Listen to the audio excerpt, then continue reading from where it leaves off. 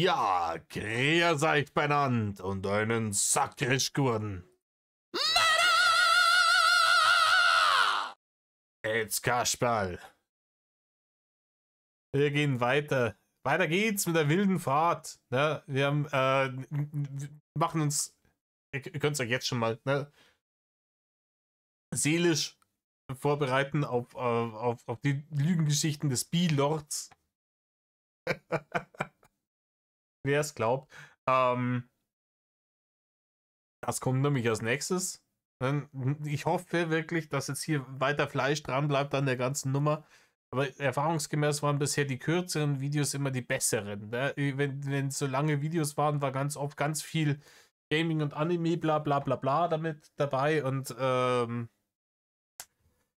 was soll ich sagen? Ja, das ist halt wack.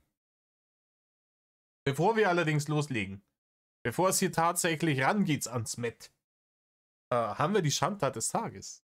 Die Schandtat des Tages, wir dürfen sie nicht vergessen, die kommt heute von Mandalore Matt. Und Mandalore Matt fand besonders verabscheuungswürdig der Umgang mit dem Thema todkranker Onkel beim Indigo-Bärchen. Und da kann ich dir nur recht geben, das hat mich auch fürchterlich aufgeregt. Ne? Das ist jetzt ein bisschen über ein Jahr her, dass ich die Scheiße reagiert habe damals. Und ich weiß immer noch nicht, ob es diesen Onkel tatsächlich gab oder nicht, aber es ist auch vollkommen irrelevant für die Story. Weil das Bärchen hat Reini gesagt, sie hat da diesen Onkel und das ist ein ganz besonderer Onkel, den mag sie so gerne und der ist schwer krank und liegt im Sterben. Und ja, der Empathielord hat wieder zugeschlagen, ne? Da war Forsa schneller runtergeladen, als seine Leitung überhaupt zulässt. Wollte dann erzählen, so ja, was ihr gut tun würde, es wäre, sich abzulenken. Und der hat natürlich die beste Art und Weise, sich abzulenken, hat er natürlich auch gleich parat gehabt. Und das war Snooze mit Reini. Wer hätte jetzt da mitrechnen können? Ne? Und als sie das dann verneint hat und gesagt hat, sie wäre nicht in der Stimmung, was vollkommen nachvollziehbar ist. Ich meine, ich weiß, es gibt Leute, die, wenn so ganz, ganz schwere Zeiten durchmachen, die dann wirklich, um sich abzulenken, sehr viele unbedeutende Snooze-Erfahrungen suchen. Aber das ist meistens nicht ein gesunder Umgang mit solchen Situationen. Aber es ist legit, aber wenn die Leute dir sagen, dass sie nicht zu besagter Gruppe von Menschen gehören und dass sie überhaupt keine Stimmung haben, wenn ihnen permanent irgendwie das Wohlergehen eines geliebten Menschen im Hinterkopf rumgeistert, dann hat man das zu akzeptieren. Beziehungsweise man hat den Vorschlag schon gar nicht zu bringen. Ne? Gehört die Person zu der auserwählten Gruppe von Menschen, die sich in so einer Situation mit Snoo ablenken, und man ist potenziell da im Beuteschema drin, kriegt man das früher oder später mit. Und wenn nicht, dann braucht man es auch nicht ansprechen, weil dann ist das auch schon irrelevant.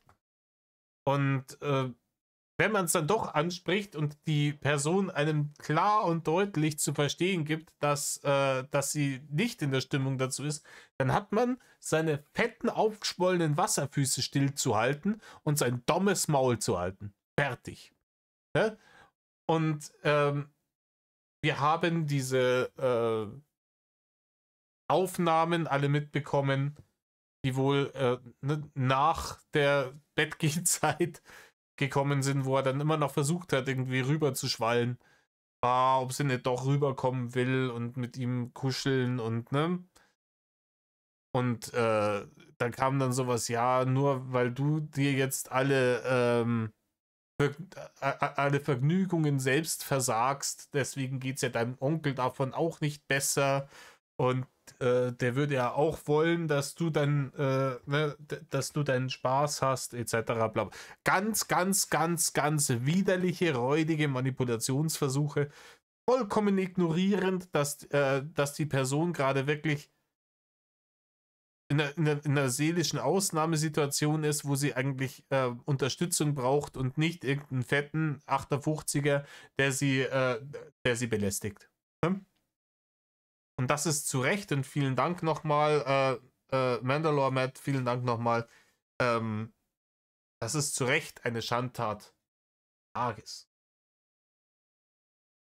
Dann schreiben wir nochmal auf. 5 Minuten 30 Sekunden geht die Reaction los.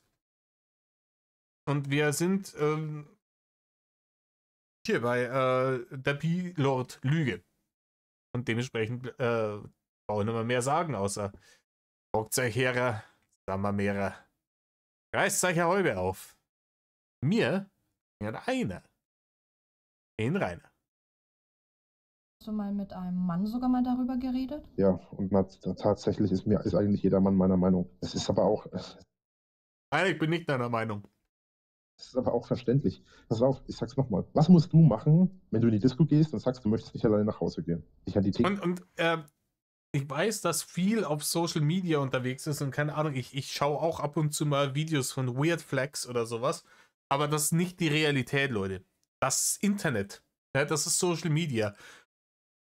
Wenn da irgendwelche komischen Dummschneuen sich da hinhocken und einen erzählen von wegen ich und wenn er kein iPhone hat und wenn er nicht mein Essen bezahlt und sowas, dann dieses und je, wenn er nicht mindestens 2 Meter groß ist und einen Eselschwengel hat, dann Arsch. Ja? Ganz ehrlich, die können so aufgepumpt sein, wie sie wollen, ist scheißegal, diese Frauen sind es nicht wert, die Aufmerksamkeit von geistig gesunden, seelisch stabilen und halbwegs intelligenten Männern zu bekommen. Ne? Natürlich stellen die ein gesellschaftliches Problem dar, weil die anderen ähnlich minderbemittelten Dummfotzen irgendwie diese Scheiße ans Knie schrauben, dass das das Leben zu sein hat. Aber das hat mit der Realität erst einmal überhaupt nichts zum Tor. Und richtige Menschen suchen sich die potenziellen Partner natürlich auch nach dem Äußerlichen, aber auch nach Sympathie und Kompatibilität aus. Und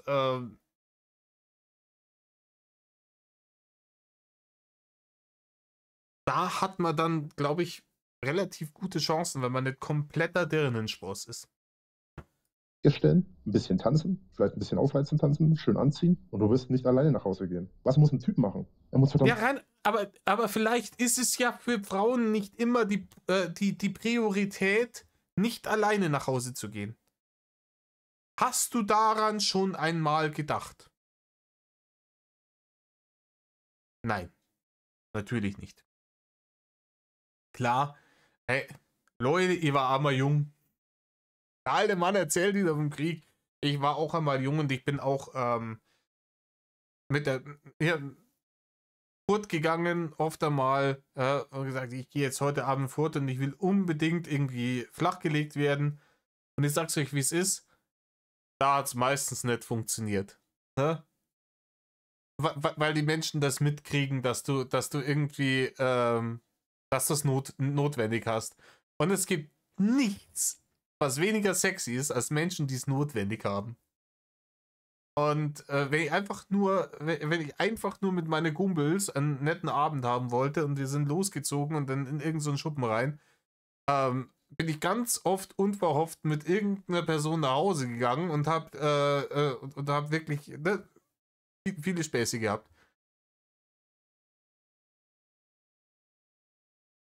Ja, es ist, wie es ist, Rainer. Natürlich kann das auch mal sein, dass man sagt, hey, ich leg's heute drauf an. Wenn ich heute rausgehe, möchte ich unbedingt was abschleppen. Und da, in dem Game haben natürlich Frauen das bessere Handicap, wenn man es wirklich auf Teufel komm raus drauf anlegt und es ist einem relativ scheißegal, wie die Person charakterlich ist oder ob man die irgendwie kennt, so, keine Ahnung, der Alkohol lässt alle Leute irgendwie attraktiv erscheinen, man nimmt einfach irgendwen, einfach nur, weil man es dringend notwendig hat. In dem Game haben Frauen wahrscheinlich das bessere Handicap, aber das ist halt nicht der Lebensinhalt von alle Leute. Und das ist, wenn dann vielleicht auch mal so phasenweise so eine Nummer, wo man mal sagt, hey, ich bin Anfang 20 und ich schaue gut aus und ich habe Bock, mir auszuprobieren und ich bimse mir jetzt ein bisschen in der Weltgeschichte umeinander. Das ist ja vollkommen legit auch. Egal welches Geschlecht man hat, by the way. Aber das ist ja kein Dauerzustand, Rainer. Das ist ja nicht die Norm. Der Grund, warum sich bei uns in den meisten Gesellschaften, in den meisten Kulturen der Menschen eine monogame Beziehungsstruktur durchgesetzt hat, ist, dass der Mensch offensichtlich auch ein Bedürfnis nach dieser Zweisamkeit hat. Ein Bedürfnis hat, einen Partner zu finden, eine Partnerin zu finden, mit der man irgendwie sich eine gemeinsame Zukunft aufbauen kann, wo man irgendwie was Festes hat.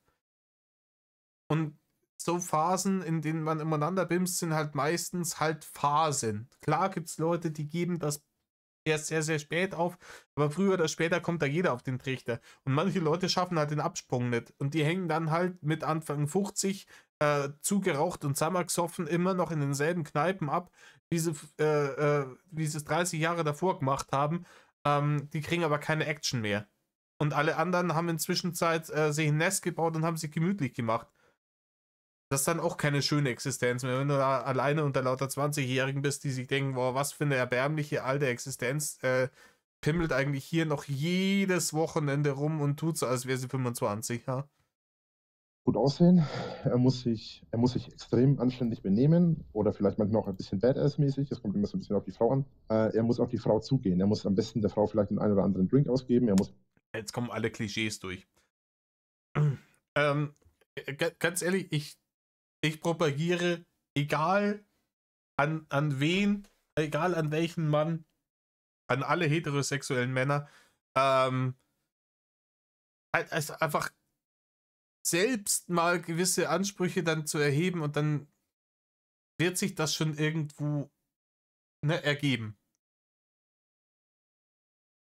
Ich möchte, also ich sowieso nochmal, ich bin runter vom Markt, aber ich möchte gar keine Frau, die das Anspruchsdenken an den Partner hat, im Jahr 2025 in einem westlichen Land, in einem der, was Emanzipation angeht, fortschrittlichsten Länder dieses Planeten, ist die Vorstellung, dass der Mann beim ersten Date das Essen zu bezahlen hat, vollkommen outdated. Und eine Frau, die diese Vorstellungen immer noch hat, beziehungsweise Anspruchsdenken hat, so der Mann muss beim ersten Date irgendwie alles bezahlen, so eine will ich überhaupt gar nicht. Klar, keine Ahnung, das wäre so eine spontane Nummer, wenn ich ein erstes Date habe, war es bei mir immer so, wenn ich spontan am Schluss, wenn es darum ging, wer zahlt die Zeche, irgendwie gesagt habe, das war so ein schöner Abend, und es wäre jetzt die Herzensangelegenheit, dass ich das übernehme, dann halt das auch schon mal gemacht, aber nie irgendwie mit dem Hintergedanken, dass ich sage, nee, ich bin der Mann, ich muss zahlen. Und das sollte auch nicht Erwartung sein, wenn man beim ersten Abend, wo man sich praktisch eigentlich noch nicht kennt, ne, wenn man sagt, hey, jeder zahlt seinen Scheiß, ne, weil wir in einer aufgeklärten Gesellschaft leben, in einer aufgeklärten westlichen Gesellschaft, wo Gleichberechtigung zwischen Mann und Frau herrscht. Ja, liebe Hardcore-Wannabe-Feministinnen, wir leben nicht mehr im Patriarchat. Ihr könnt genauso gut CEOs werden, studieren oder sonst irgendwas. Ihr müsst halt dann dieselben Opfer bringen wie Männer auch. Aber da ist das halt so. Rainer steckt immer noch in diesem mittelalterlichen Denken fest, ne? Und wie gesagt, wenn man von vornherein auf Leute trifft, die sind schon so unrealistische Vorstellungen haben, sondern warum sollte man sich mit diesen Menschen überhaupt abgeben? Mit der Frau reden, er muss auf die Frau eingehen, er muss extrem viel Zeit und Aufwand in das Ganze investieren. Und dann hat er... Ja, ist vor allem, keine Ahnung, um es Reiners Worte zu nehmen, Von wegen Wilden in seinem Revier, du hast halt vielleicht auch das falsche Revier ausgesucht. Rainer, du wirst im Meer niemals einen Karpfen fischen können. Du fischst einfach im falschen Gewässer, du jagst im falschen Revier, Rainer. Nur eventuell die Chance, dass du mit ihm nach Hause gehst. Weil wenn jetzt nämlich ein anderer Typ herkommt, zum Beispiel wenn jetzt ich herkomme und dich anmache, und dann kommt ein anderer Typ her, der dir in dem Moment besser gefällt, dann ist die Wahrscheinlichkeit, dass du mit ihm nach Hause gehst, 10-mal höher, als dass du mit mir nach Hause gehst. Nein, Rainer, die Wahrscheinlichkeit, dass die mit dem nach Hause geht, ist bei 100%. Die ist bei 100% und deine ist bei 0%. Die kann nicht 10-mal höher sein, weil 10 mal 0 wäre immer noch 0. Natürlich, wenn du kommst und die angräbst und es kommt ein Typ, der ihr besser gefällt und gräbt sie auch an und sie hat die Wahl, dann wird sie zu 100% mit dem anderen Typen mitgehen. Nicht 10-mal mehr. 10 mal 0 ist immer noch 0, Rainer. Und das wird so passieren, also es würde so passieren, ne, wenn es zu der Situation jemals kommen würde, weil, wie gesagt, Rainer, du niemandem irgendetwas zu bieten hast. Ne? Und daran bist ganz alleine du schuld, dass du niemandem was zu bieten hast. Ich meine, klar, dass man so aller 8er, 50er ist, ne, da hat er jetzt vielleicht, kann er jetzt vielleicht nicht so viel dafür, es kommt darauf an, ne, wie nah waren Rudi und Ritter verwandt, wie viel hat die während der Schwangerschaft gesoffen, ich kann es euch nicht sagen, aber irgendwas davon wird sein. Aber man kann ja wenigstens aus dem, was man hat, versuchen, das Beste zu machen. Nicht so Rainer, ne? Man könnte schauen, so, hey, ich bin zwar wegen dumm, aber dann kann ich wenigstens schauen, dass ich gepflegt bin, dass ich nicht das Dreifache wiege, was ein Mensch wiegen sollte in meiner Größe, dass ich ja vielleicht den Leuten mal zuhöre, muss ich halt vielleicht ein bisschen mehr Mühe geben. Und die Wahrscheinlichkeit, dass du mit einem anderen Typen nach Hause gehst, der dir noch besser gefällt als er, ist nochmal 10-mal höher. Dass ich aber, wenn ich weggehe, alleine nach Hause gehe, ist sicherer, als dass du mit mir nach Hause gehst. Und das, wenn ich 10 Frauen anmache an dem Abend. Wenn dich 10 Männer... Das war schon immer der Denkfehler beim Rainer, dass er damals, deswegen hat er ja Zehntausende Euro damals in diese komischen Dating-Chats gesteckt. Verzeihung. Entschuldigung. Deswegen hat er 10.000 Euro in diese saudämlichen Dating-Chats gesteckt, weil, und das hat er ja auch in irgendeinem Discord-Leak mal verzapft, er gesagt hat, ja, wenn ich es rein statistisch, wenn ich einfach genügend Leute anschreibe, muss irgendwann mal eine dabei sein, die sagt ja. Einfach nur weit genug streuen, dann wird schon irgendwo eine anbeißen. So funktioniert das nicht im Datingmarkt, Rainer. Vor allem nicht auf diesen Betrugsseiten, auf denen du unterwegs warst, wo einfach, keine Ahnung, du hast halt dann, du hast geglaubt, du schreibst mit 5 verschiedenen Leuten und die Wahrscheinlichkeit, dass diese 5 Accounts alle von demselben Studenten, der dafür bezahlt wurde, dir zu antworten und dich dazu zu bringen, weiter zu schreiben, weil jede SMS wieder 50 Cent gekostet hat, die Wahrscheinlichkeit, dass das immer dasselbe war relativ hoch, Rainer. Rainer, ich sag das auch wirklich, es ist im Dating-Game schon auch von Vorteil, wenn man nicht hageldumm ist. anmachen, kannst du dir aus 10 Männern einen aussuchen. Wenn ich eine Frau anmache, dann machen 9 andere Männer die Frau an. Und sie kann sich den besseren Typen aussuchen, auch wenn der Typ letzten Endes... Rainer, du könntest dir, ganz ehrlich, du könntest auf einer Veranstaltung sein, auf der wirklich ausschließlich heterosexuelle Frauen sind. Wo keine anderen Männer erlaubt sind. Und du würdest trotzdem alleine nach Hause gehen. Rainer, du bist deine eigene größte Konkurrenz. Du bist derjenige, der dafür sorgt, dass du permanent abgewiesen wirst. Unter anderem auch, indem du Frauen, die du so gut wie nicht kennst, im Discord irgendwelche komischen hier Goblin-Geschichten erzählst, wo die Opfer, die Vergenusswurzelungsopfer der Goblins, ne, einfach erst dann checken, dass es ja eigentlich doch ganz toll ist mit den Goblins, wenn sie dann von denen schwanger sind. Und dann ist Friede, Freude, Eierkuchen. Und dann haben sie begriffen, dass ja das eigentlich doch das Beste war und sie wussten einfach nicht, was gut für sie ist. wenn du Leuten so einen Bullshit verzapfst, vor allem irgendwelchen Frauen, bei denen du landen willst, dann bist du dein größter Konkurrent im Datingmarkt. Ganz ehrlich, so hart cockblocken kann dich kein anderer Mensch, wie du dich selber cockblockst, durch so eine Scheiße. Oder wenn du denen wieder irgendwelche Storys erzählst von irgendwelchen Families, wo die Eltern irgendwie mit offenem Vorhang so bimsen, dass jeder, der an der Tür vorbeigeht, das mitkriegt. In einem Zimmer, wo du dauernd an der Tür vorbeigehen musst, wenn du irgendwo hin willst in dem Haus. Und wenn nicht, dann sind sie im Wohnzimmer oder sonst irgendwo. Ne? Wenn du solche Geschichten erzählst, wirst du dich definitiv fürs Dating-Game für immer disqualifizieren. Weil entweder ist es so wie hier und du hast Bärchen am Stissel, die schön weiter die Aufnahme laufen lassen und sich denken, geiles Met, da kann man gut abcashen damit. Oder es werden Leute sein, die sofort den Kontakt mit dir abbrechen. Wahrscheinlich sogar ohne es dir zu sagen.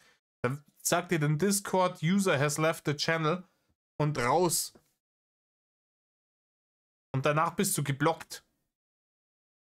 Weil das gestört ist, was du den Leuten verzapfst. So wie du im Fall Rainer gegen die Hater dein größter Hater bist, bist du hier dein größter Feind, was das Dating angeht. Weil du es einfach nicht begreifst. Weil du HDS hast.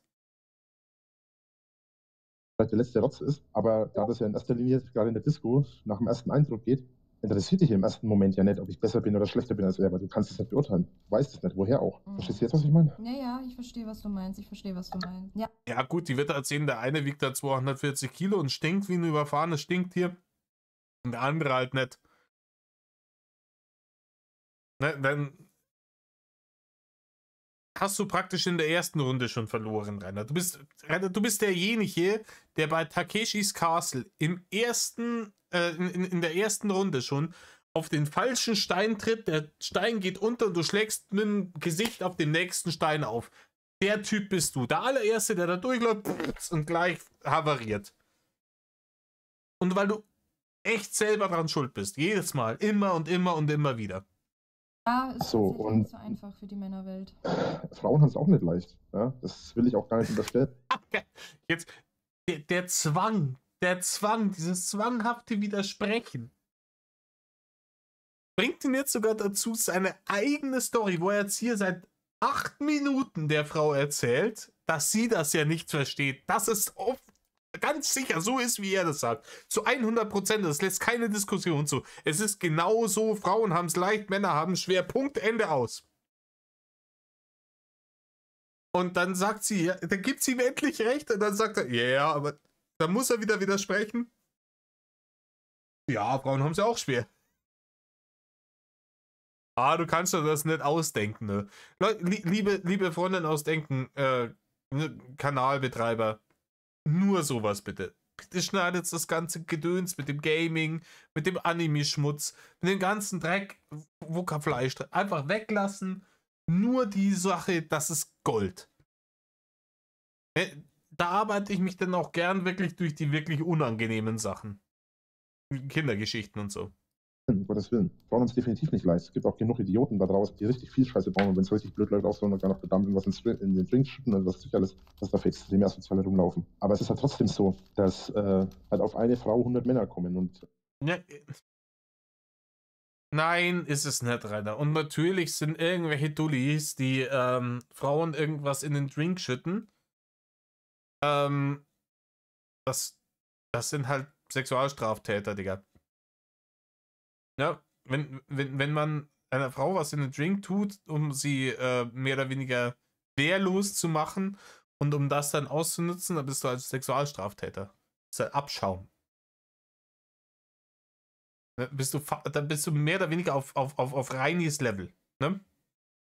Der auch ne, Frauen das ist auch noch eine Schandtat des Tages, die können wir auch noch nehmen, ne? Ich habe die schon auf meinem Zettel stehen, da auch schon eine Frau im Schlaf begrapscht hat, weil sie den Fehler gemacht hat, in seiner Gegenwart einzuschlafen. Dann bist du halt Abschaum, wenn du das tust, ne? Aber das ist nicht die Regel, ne? Genauso wie die Leute, die die Pansy-Bilder verschicken, wo er ja auch mit dazu gehört, das ist nicht Standard bei Männern. Ich würde immer sagen, das ist so ein großes Problem. Das ist ein großes Problem. So viele Männer machen das. Nein, das machen nicht viele Männer. Es machen wenige Männer, aber die dafür hauptberuflich, Digga. Beweisstück A. Selbe Scheiße ist das mit diesen K.O.-Tropfen. Wenn ich eine Frau anmache, dann machen 99 andere Typen die auch an. Und dass ich dann der bin, der bei dir landet, ist halt extrem unwahrscheinlich. Und ich sag dir aus 30 Jahre, oder mit 30 Jahren vielleicht übertrieben, ich sag dir, sagen wir mal, aus vielleicht 20 Jahren Erfahrung so, dass du, wenn wir uns in der Disco oder auf einer Party treffen, sag ich dir aus Erfahrung, dass du mit mir nach Hause gehst, steht gar nicht zur Debatte. Weil das sind 10 andere Typen, die besser für dich sind, zumindest im ersten Moment. Und das sage ich dir aus Erfahrung. Ich spiele gerade mit dem Gedanken, das Spiel nochmal neu zu starten. Dafür lege ich mir erst ein neues Profil an. Ich würde gerne ein neues. Jetzt wird wieder gedaddelt, oder was? Oh, verbittert, Lord. Ja, da schauen wir mal. Ukraine-Krieg. Nee, wie gesagt, wir haben jetzt drüber geredet, das ist alles Horseshit, was er labert. Und er geht nicht deswegen alleine nach Hause, weil es so viel Konkurrenz gibt, etc. Bla bla. Rainer, wenn du der letzte Mann auf der Welt wärst, wärst du immer noch umgebomst. Ich sag's dir, wie es ist. Du könntest der letzte Mann auf diesem Planeten sein, der Rest alles nur noch Frauen. Du wärst immer noch umgebomst. Das Profil anlegen. Kann ich mir einfach ein neues Profil anlegen? Oh Gott, wie ging das? So, klar. Etwas so. Gut, neuer Nutzer erstellen. Was nehmen wir denn da? Das ist auch wieder so ein Ding, ne? Oh, ich habe versagt in dem Spiel, mache ich ein neues Profil, fange von vorne an, dann ist es so, als hätte ich es nie gespielt. Machen wir so lange, bis ich irgendwann mal nicht versagt habe. Das ist eigentlich völlig irrelevant, was ich dann nehme. Wie gesagt, ich sage das auch ab. Wenn ich jedes Mal, wenn ich versagt hätte, ein neues PlayStation Network Profil erstellt hätte, so, dann hätte ich einige. Absolut nicht bösartig oder sonst was. Oder ich bin auch da, das hat auch nichts damit zu tun, dass ich verbittert bin oder so. Nein, Rainer, überhaupt nicht. Überhaupt nicht, Rainer. Sicher, alles, was du da sagst, ist grundverbittert. Na, das ist diese typische Incel-Logik. Ich mag eigentlich diesen Begriff Incel nicht, weil der in letzter Zeit auch wieder ad absurdum geführt wurde, so wie alle anderen und einfach inflationär benutzt wird für das, ja, eigentlich für Trolle im Internet. Ne? Das wird inzwischen einfach für Trolle im Internet benutzt, aber ja, wenn du ihn wirklich wörtlich nimmst, diese unfreiwillig ungebimsten Menschen, die das Problem nicht bei sich sehen, sondern bei anderen Leuten. Ich bin perfekt. Der einzige Grund, warum ich nicht zum Bimsen komme, ist die Gesellschaft, sind die Frauen. Frauen sind immer das Problem. Bei manchen sind es dann vielleicht auch noch die Juden. Da kann er dann mit Uwe nochmal drüber reden. Aber das alles kernbehindertes Bullshit-Denken, weil die Leute einfach durch Narzissmus oder Dummheit oder beides nicht auf die Idee kommen, dass der Grund, warum sie bis heute immer noch ungebimst sind, vielleicht am eigenen Charakter liegen könnte. Und wie gesagt, ich habe das schon gesehen, ne? Ich bin in einer sehr offenherzigen Szene. Die Metal-Szene ist sagen wir mal, weniger als viele andere soziale Gruppen, weniger oberflächliche Szene. Nicht immer, aber oft. Und ich habe auch auf Konzerten und Festivals schon Paare gesehen, wo du sagst, hier, du hast wirklich so eine 10 von 10 Frau mit so einem fetten, kreisligen Typen umeinander. Weiß dann nicht, ob da den dann irgendwie der Vogel-Doktor versagt hat oder nicht, aber es kann halt auch einfach wirklich sein, dass der Typ halt einfach dufte ist und sie ist nicht so oberflächlich, ne? Und sagt, hey, ich mag den Typen, der ist einfach super. Klar ist er fett, aber und vielleicht nicht der hübscheste, aber das ist ein toller Typ und deswegen bin ich mit dem zusammen. Das kann passieren, Rainer. Wie gesagt, wenn man aber in beiden Kategorien sowohl Aussehen als auch Charakter 0 Punkte hat, dann ist halt scheiße. Aber dann kann aber auch wirklich wieder niemand irgendwas dafür, dass du ungebimst bist mit 36 Jahren, außer dir selbst. Weil an gewissen Teilen, an gewissen Dingen kann man nichts ändern. Aber an vielem kann man was ändern. Und wenn es einem wirklich wichtig ist, dass man sagt, ich möchte positiver auf andere Menschen wirken, um vielleicht irgendwann einmal in den Genuss von freiwilligen unbezahlten Snooze zu kommen, dann muss man sich selber arbeiten. Wenn einem da der Narzissmus reingerätscht, dann dann sind nicht die Frauen dran schuld und auch nicht die anderen Männer, die attraktiver sind oder schlauer oder sowas als du, sondern bist rein du schuld, warum du immer noch ungebimst bist. Kommst mir nicht so verbittert vor, eigentlich jetzt die letzten 3 Tage. Naja, bin ich bis zu einem gewissen Punkt schon doch, aber Findest du? ja, definitiv. Aber bin ich grundsätzlich schon, das ist nicht das Ding. Ey, kommt mir überhaupt nicht verbittert vor. Also jemand, der Geschichten drüber schreibt, dass unwillige Frauen einfach nur lang genug gegen ihren Willen gebimst werden müssen, bis sie dann merken, was gut für sie ist absolut sicherlich kein verbitterter Mensch. Sarkasmus off. Oh nee, Sarkasmus on. Ich glaube, Sarkasmus ist the name of the game, ne? Zynismus eigentlich eher schon. Aber ich mache mir halt da keinen Kopf drüber so. Weil ich habe halt da teilweise auch gar keine Chance, an das weiterzukommen. Ich habe halt einfach die Erfahrung in meinem Leben gemacht, egal wie sehr ich an Weibern rumbagger, ich muss ein unfassbares Schwein haben. Und das hatte ich in meinem Leben halt noch nie groß. Ne? Ich bin noch nie wirklich mit Schwein geboren worden, mit Glück. Rainer, aber wenigstens siehst du aus wie eins. Du frisst wie eins, du riechst wie eins. Musst du nur noch eine Frau finden, die auf Schweine steht. Also wie so ein notorischer... Ich bin höchstens als Schwein geboren. Pechvogel würde ich das nicht nennen. Nee, es ist eher sowas wie... Pechvogel ich würde nicht sagen, dass ich mit Unglück geboren wurde, aber ich würde halt sagen, dass ich nicht gerade mit Glück geboren wurde. Also, ja, wie erkläre ich das am schlausten? Ja, immer wenn er sagt, wie erkläre ich das am schlausten, dann rendert sein Gehirn wieder um die Wahrheit rum und um die Realität, was es nicht wahrhaben will. Und dann tut er so, als wäre das fürchterlich schwierig zu erklären, warum er 36 und immer noch ungebimst ist. Obwohl es offensichtlich auf der Hand liegt. Ne? Rainer, du bist dumm, fett und greislich. Und fürchterlich egoistisch und hast kein Rückgrat. So, das ist einfach. Du hast keine positive Eigenschaft, Rainer. Machen wir es kurz, das fasst es zusammen. Du brauchst nicht ewig umeinander rennen. Rainer, du hast keine einzige positive Eigenschaft. Deswegen bist du immer noch Jungfrau. Ich bin halt im Prinzip als normaler Mensch geboren worden, nur dass jeder Mensch halt einen gewissen Punkt an Glück dazu bekommt. Nur dass halt genau das Glück, das andere dazu bekommen, ich nicht bekommen habe. Ja, Rainer, ich bin nicht unbedingt harter Advokat für den Spruch, jeder ist seines eigenen Glückes Schmied. Natürlich, wenn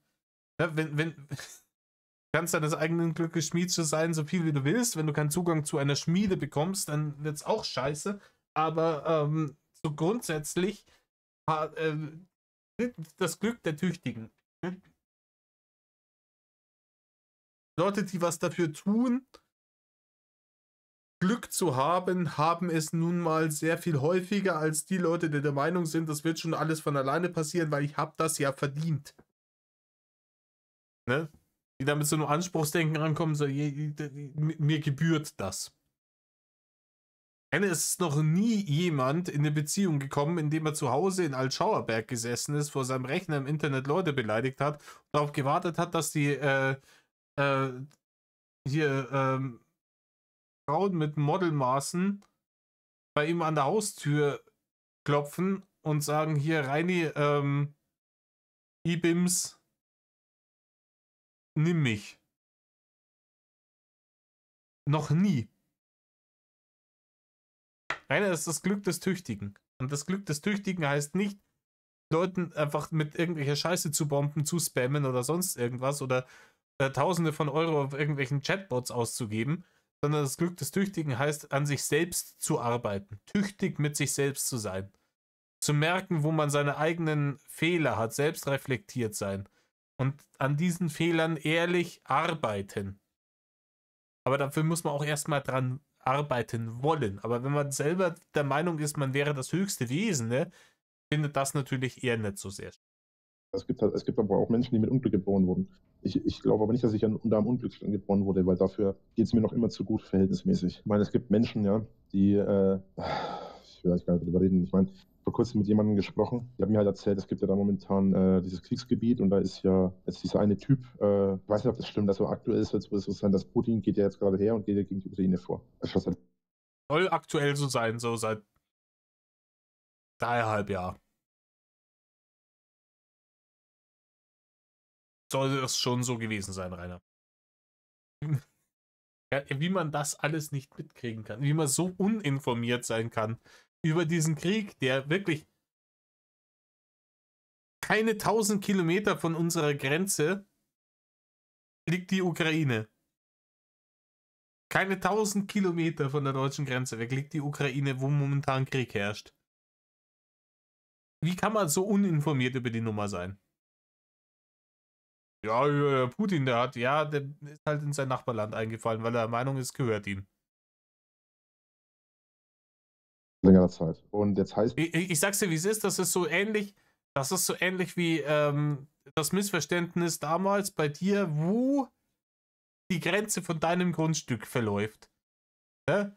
Du hast ja behauptet, die Grenze verläuft direkt am Gehweg und es ist nachgewiesen worden, dass dem nicht so war, Rainer.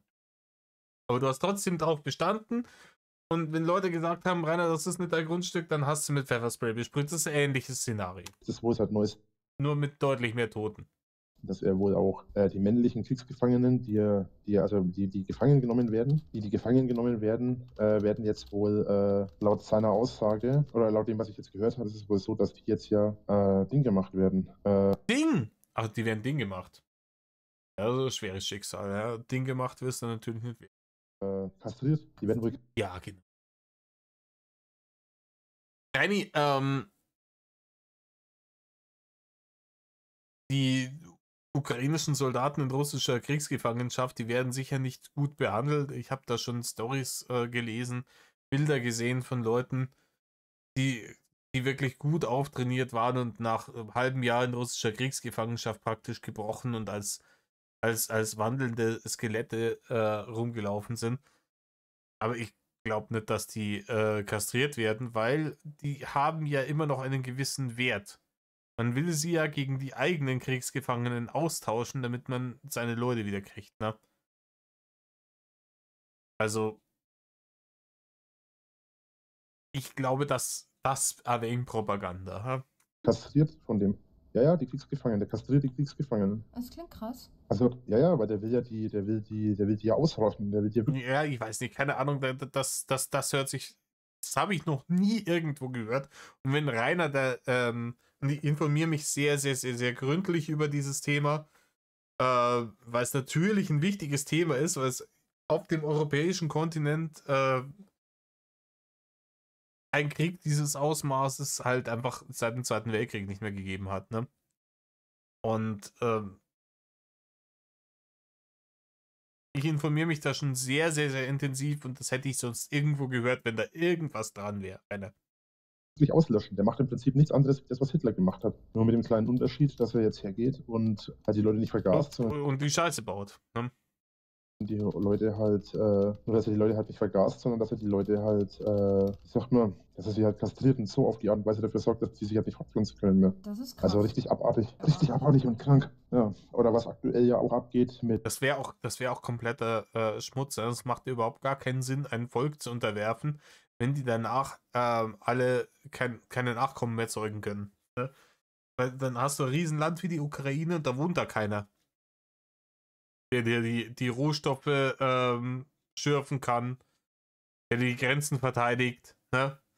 Das ist ja, du hast überhaupt nichts verstanden. Wladimir Putin lebt nach dieser ursprünglichen russischen Expansionsdoktrine. Ne? Da ist nach dem Osten expandiert worden, vor Hunderten von Jahren schon. Und es sind immer dann Völker unterworfen worden, um dann aus diesen Völkern wieder neue Soldaten zu rekrutieren, um die dann wieder gegen das nächste Volk zu schicken, um das wieder zu unterwerfen und so weiter und so fort. Und deswegen ist das Land so groß. Ne? Und es würde überhaupt gar keinen Sinn machen, das Volk, das man unterwirft, praktisch unfruchtbar zu machen, weil die dann natürlich keine neuen Soldaten mehr produzieren können aus imperialer Sicht. Das macht keinen Sinn, Rainer. Der hätte schon gerne das Land und die Arbeitskraft dahinter. Wie gesagt, ansonsten schürft ihm keiner seine seltenen Erden und es fördert keiner sein Erdgas in dem Land und kann die ganze Scheiße nicht nach China verkaufen. Das wird keinen Sinn ergeben, Rainer. Wie heißt dieses andere Land? da wo die Juden hingegangen sind, nachdem Hitler gestürzt. Israel, du Dulli. Ja, wie kann man so dämlich sein? Wie heißt das andere Land, wo die Juden hingegangen sind?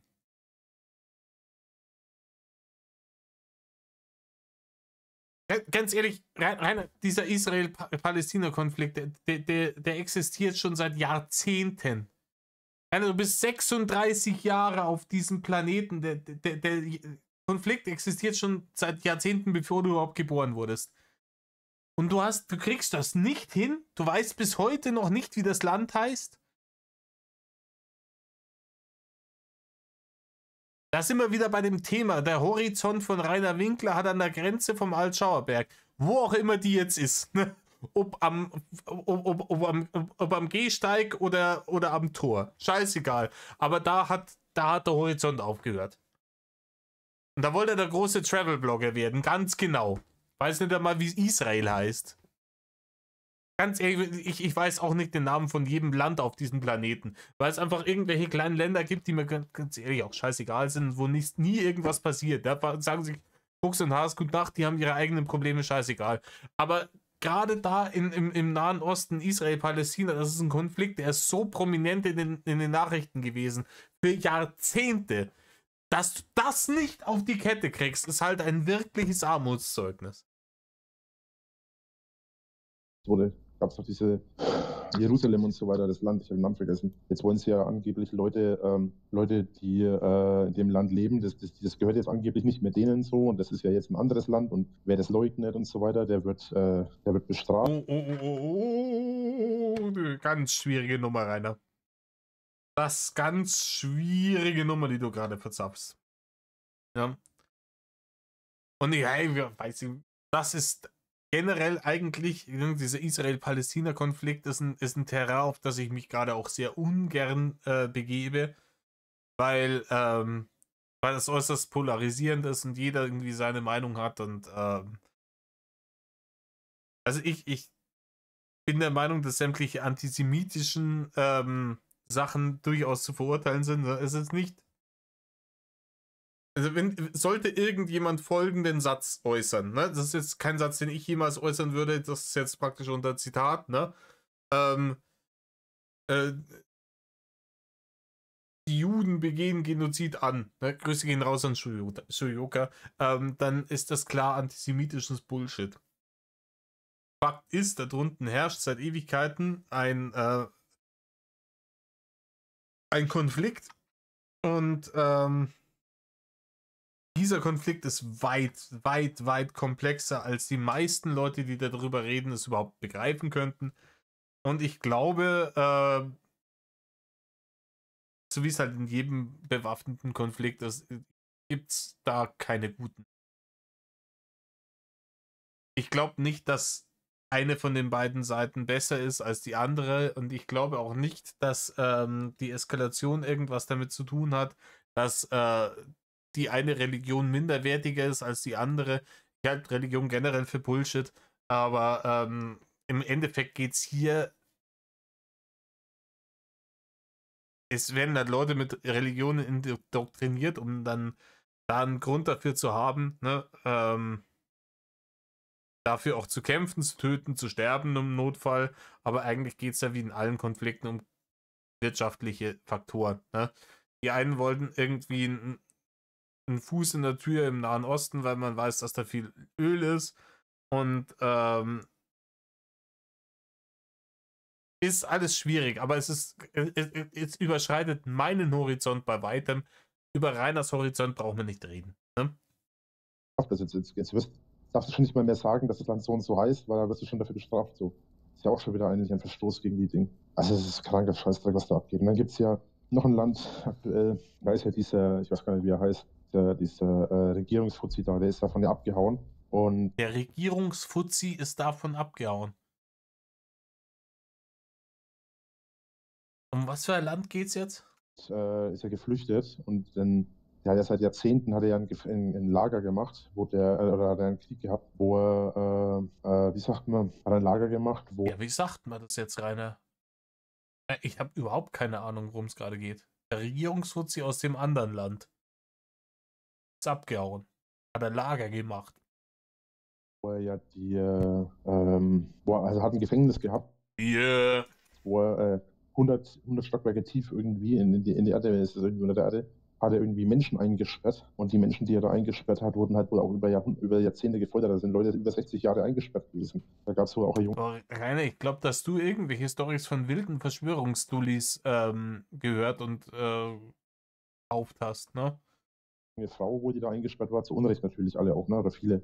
Und Hm. eine junge Frau gab es wohl, da gab es wohl irgendwie Aufzeichnungen oder keine Ahnung, die haben wohl eine junge Frau genommen, haben die auf einen Stuhl gefesselt, haben der da einen Wasserschlauch in die Gebärmutter eingeführt und haben aufgedreht, bis sie geplatzt ist.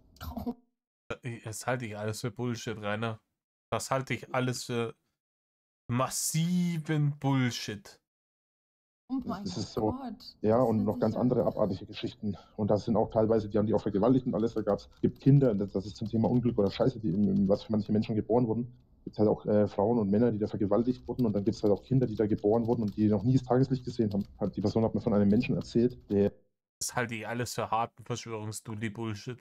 vor 60 Jahren wurde der da gefangen genommen, zu Unrecht, als er versucht hat, das Land wieder zu verlassen. Sein Bruder hat immer versucht, ihn zu finden.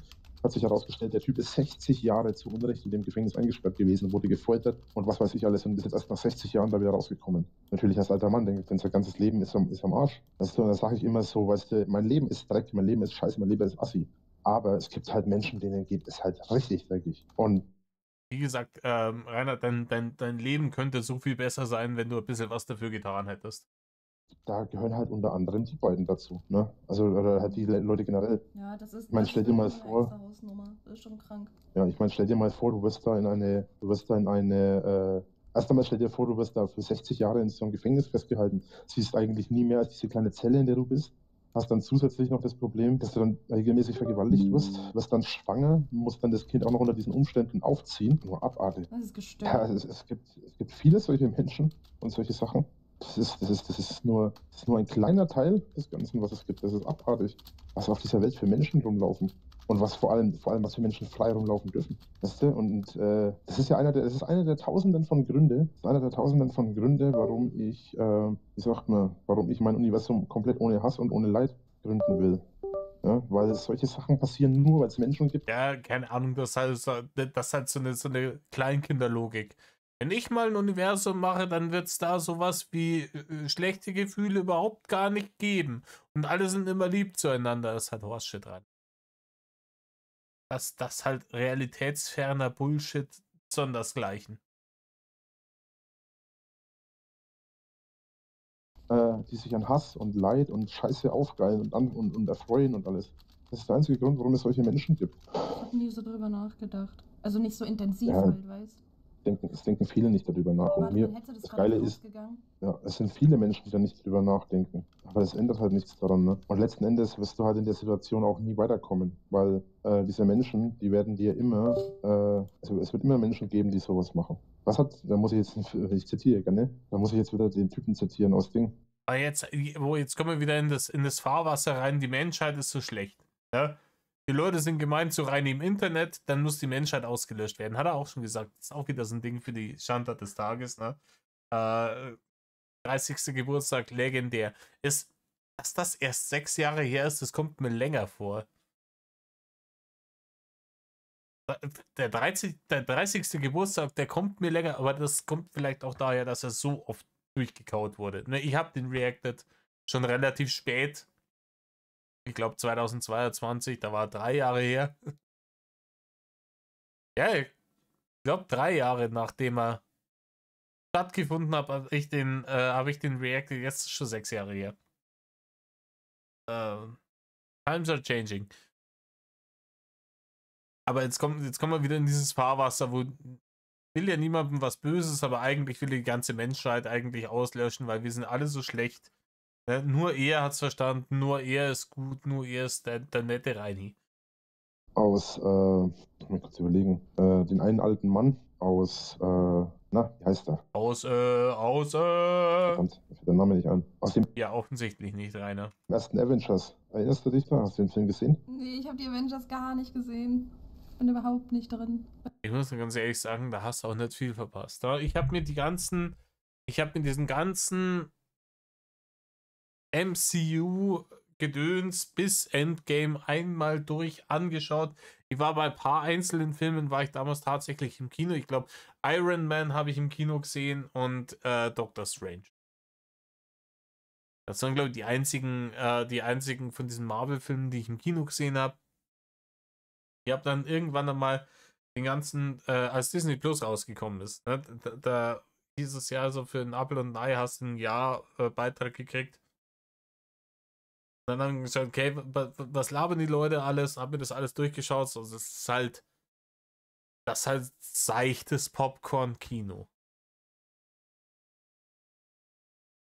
Nicht mehr, nicht weniger. Das unterhaltsam ist meiner Meinung nach viel zu teuer für das, was es liefert. Und zwar einfach wirklich, wirklich plumpe Unterhaltung. So ein Hirn ausschalten, Popcorn reinstopfen, Ding. Und ganz ehrlich, ich bin großer Filmfan. Ich genieße auch ab und zu mal so einen Abend, wo ich sage, ich weiß, von dem Film habe ich nicht viel zu erwarten. Das einfach nur ne, Popcorn rein und fertig, Hirn aus, irgendwelche. Das, was ich an den Actionfilmen der 80er und frühen 90er so sehr liebe. Ne? Neulich wieder Running Man angeschaut. Still better love story than Twilight. Aber wenn ich wirklich. Vielleicht bin ich da auch eigen, vielleicht gehöre ich da auch einfach zu diesen ganzen Film-Nerds. Wenn ich wirklich sage, hey, ich nehme mir heute Abend irgendwie 2-3 Stunden Zeit, um einen Film anzuschauen, dann möchte ich schon, dass da irgendwie was dran ist, ne? Dass ich da irgendwo hinpacken kann und sagen kann, da hat jemand Ahnung gehabt, irgendwie eine gute Geschichte zu schreiben, gute Dialoge zu schreiben. Und da gibt es halt immer weniger Filme, wo man sich wirklich drauf verlassen kann. Meistens muss man vom Regisseur hergehen. So, also wenn ich nehme mal 3 Namen: Guillermo del Toro, Quentin Tarantino und Robert Eggers. Ja, das sind so 3 Regisseure, wenn die auf dem Filmplakat stehen, ist die Wahrscheinlichkeit, dass ich ins Kino gehe, relativ hoch, weil da kriege ich was geboten. Wer hat eigentlich. Aber ich muss noch mal schauen, wer da Regie geführt hat. Im Übrigen, wenn jemand wirklich Bock hat auf einen sehr, sehr guten Film, schaut euch The Banshees of Inisherin an. Schaut es euch aber auf Englisch an, auf Deutsch ist Arsch. Ist ein großartiger Film. Ja? Auch mit einem deutlich geringeren Budget als diese ganzen 200 bis 400 Millionen Dollar Disney-Flops, die sie in den letzten Jahren irgendwie ins Kino und auf ihre Streaming-Dienste geschissen haben. Also im ersten Avenger kam ja Loki zur Erde und hat ja die ersten Avengers kam Loki zur Erde und hat die Menschen an einer Stelle auf der Straße hat er dazu gezwungen, sich hinzuknien. Und dann ist er aufgestanden. Der eine alte Mann ist aufgestanden und hat gesagt, ich werde nicht vor dir knien. Und dann sagte er, was hat er gesagt? Was hat er gesagt? Ja, ganz ehrlich, das ist auch, Rainer merkt sich aus diesen Filmen immer nur diese Pathos-Momente. Aber dafür ist natürlich das ganze MCU ist genau dafür gemacht. Erstens wirklich auch die Untergrenze, ne, Leute, was die kognitive Verarbeitungsfähigkeit angeht. Aber klar können auch schlauere Leute die MCU-Sachen genießen, aber die müssen halt das Hirn dafür ausschalten. Aber ich glaube, diese ganzen Nummern, auch die Transformers, die ganze Michael Bay Bullshit, das ist, glaube ich, grundsätzlich für Leute gedacht, die schon dumm sind und die dann genau von solchen tollen Pathos-Momenten so übermäßig beeindruckt sind. Boah, ganz toll, der hat nicht gekniet, der alte Mann, der richtig Rückgrat. Toll. Vollkommen ignorieren, dass die Story Lücken hat, die Dialoge Hanebüchen sind und der ganze Scheiß einfach massiv überteuert ist. Scheißegal. Rein dafür. Und wie gesagt, auch ich schalte gerne mal das Hirn für so einen Film aus und setze mich da rein und genieße dann einfach und schiebe mir das Popcorn ins Gesicht. Aber dass er nur solche Sachen im Kopf hat, spricht halt wieder Bände. Es spricht halt wieder Bände. dass er auf jeden Fall sagte, ach genau, wir werden niemals vor Menschen wie dir knien. Oder ich werde niemals vor Menschen wie dir knien, sagt der alte Mann zu ihm. Und dann sagt Loki so zu ihm, es gibt keine Menschen wie mich, weil er ja ein Halbgott ist. Und dann sagt der alte Mann, es wird immer wieder Menschen wie dich geben. Und das muss ich halt immer dran denken bei solchen Sachen. Weil es wird immer wieder solche Menschen geben. Es gibt solche Menschen, es wird sie immer wieder geben. Und das ist einfach abartig. Weil das wird sich halt auch leider wirklich nie ändern. Da kann man aber auch leider auch gar nichts dagegen wirklich machen, so weißt. Man kann es selber besser machen. Ich glaube, das ist das höchste der Gefühle, leider. Ja, und deswegen will ich mein Universum schaffen. Das ist der einzige Weg aus meiner Sicht ist, um in dieser Scheiße von Welt zurechtzukommen. Ja, man könnte auch versuchen, einfach sich dafür einzusetzen, dass an der existierenden Gesellschaft, an der aktuellen Welt was besser wird. Aber das ist halt harte Arbeit. Stattdessen kann man sich auch einfach 23 Stunden am Tag einknüllen und sich ein dämliches Universum, wo es nur ums Bimsen geht, ausdenken. Das macht die Welt natürlich viel besser, Rainer. Ich sag's ungern, aber du hast eine gewisse Reichweite im Internet. Du könntest wirklich tatsächlich die Welt wenigstens ein kleines bisschen besser machen. Und du hast oft die Möglichkeit gehabt und es jedes Mal versagt. Ahrtal. Ne? Du hättest anstatt denen diese komischen Verputzdeckel zu schicken, hättest du tatsächlich irgendwie so ein Spendending machen können. Und dann tatsächlich die Kohle dahin spenden. Dass du sagst, hey Leute, ich weiß, ich bin hier der dumme August für alle Leute im Internet. Sei es auch drum, ne? Aber mir wäre das jetzt wichtig, ne? Ich habe auf was aufmerksam zu machen, die Leute im Ahrtal, die leiden, dass die Regierung denen tatsächlich hilft, so wie sie es versprochen haben, ist relativ unwahrscheinlich, weil das alles Dampfplauderer und ne? Lass uns da zusammen als Community ein bisschen was Gutes tun. Ich weiß, es ist nicht viel, aber wir sammeln jetzt einfach Geld und ich mache hier den Spendenlink und das wird dann alles gespendet. Wir sammeln bis zum so und so vielten und je mehr zusammenkommt, dann mache ich halt irgendwie 12 oder 24 Stunden Stream und spendet rein, spendet. Je mehr ihr spendet, desto länger werde ich streamen. Im Stream könnt ihr auch noch mitspenden. Wenn ihr dann noch mehr spendet, dauert der Stream dann noch länger und alles, was gespendet wird, geht an die Leute im Ahrtal, damit deren Leid ein bisschen gelindert wird. Das hättest du machen können. Da hätten die Hater mitgemacht. Nicht deinetwegen, ne? Einfach, die haben selber ja dann Spendenaufrufe gemacht, wo wirklich nicht wenig Kohle zusammengekommen ist. Das hättest du machen können, Rainer. Na. Du hast gesagt, ja, spendet da mal hin. Ich kann da leider nicht spenden, ich habe ja keine Barren, ne? Und da hast am selben Tag noch 50 Euro für Pokémon Go rausgeschmissen. Und als dann geheißen hat, der Rainer selber vielleicht was spenden, hast du gesagt, ja, hier diese Putzdeckel, die schicke ich denen. Da können sie sicher was damit anfangen, wenn sie das Haus wieder nur aufgebaut haben. Wir sind, glaube ich, hier, Gewitterliebhaber-Lord. Das ist ein super guter Punkt, um im nächsten Video wieder anzufangen. Genau. Wir haben die Pflichtstunde fast voll. Sind ganz knapp drunter. Aber in diesem Sinne, Leute, tut nicht, was Rainer tut. Metal off.